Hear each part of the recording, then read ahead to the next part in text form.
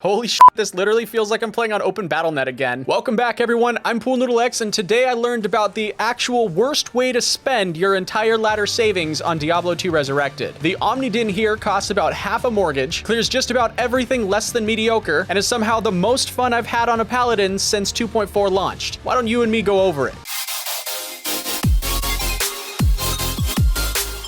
For the gear on the hacker lookalike, I'll have a pretty specific set of gear based on how I ran it, but you can use whatever you really wanted to in the end. And as a warning, this build is hilariously expensive for what it is. For the weapon, we're off to a great start with Doom for the Holy Freeze aura and all the other goodies that come with it, Laying of Hands for some increased attack speed, a skill ring of your choice and a Raven Frost for the CBF, a Rax for the belt, Wartrav boots for the MF, a Dream for the shield and the helm for the big-ass Holy Shock aura stacking, and you'll want to make sure it's in a high-res shield base, Maras for the skills in the res, and lastly, a Dragon Rune Word chest for the Holy Fire and all its other goodies. I didn't use anything on swap, and the charms that I used were some all-res small charms and random skiller large charms. As I said earlier, I guess you can swap anything out for whatever you want to use, like an Exile shield instead of a second Dream, but I feel like it runs better with the extra Holy Shock instead of Defiance. For the skills that chills, grills, and deep fry, the goal is to boost the auras from your gear with synergies. So we have 20 into resist fire and resist lightning, and then since resist cold didn't add that much damage,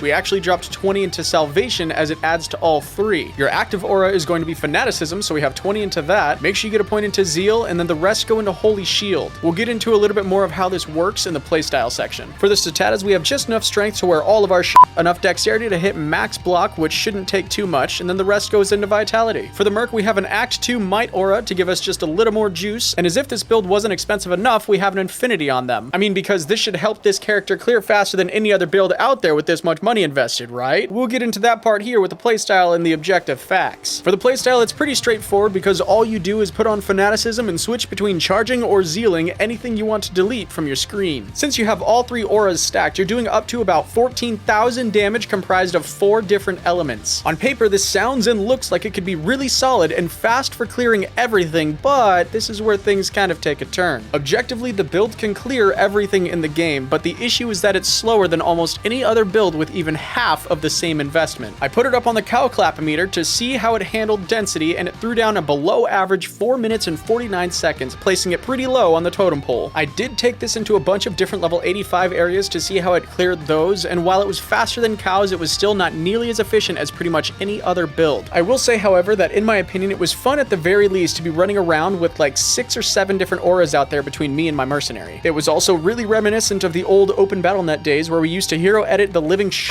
out of our characters. For cool factor, a little bit of nostalgia, and the ridiculous amount of money it costs to build this thing, I will give this an 8 out of 10. Do me a favor and subscribe if you haven't already, and like this video so more people can see it, because I know there's a small portion of the community who can benefit from one part of this or another. I do stream a lot of my leveling and gameplay live on Twitch a few times a week, so if you're looking for some live interaction and entertainment, make sure you follow from the link in the description down below. There will be a few other helpful links, like one of the Noodle Gang Discord, where a few of us have been hanging out lately, so don't be a stranger and come on in. Thank you so much for taking the time to watch this video. Happy grinding, travelers, and we'll see you next week.